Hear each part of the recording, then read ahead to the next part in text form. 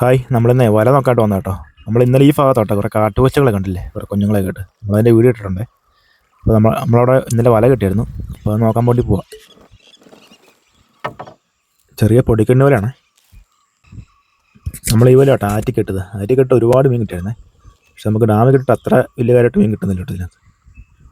ആറ്റിലേക്ക് ഇട്ട് കഴിഞ്ഞാൽ ഒരു മണിക്കൂർ കൊണ്ട് തന്നെ ഈ വല നിറഞ്ഞങ്ങ് മീൻ പിടിക്കുക.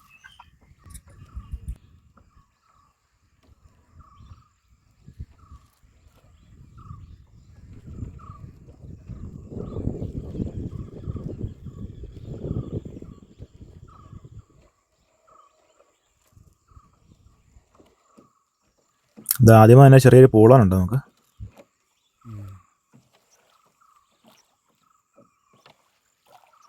ഇത് അടുത്തൊരു കാര്യം കേട്ടോ.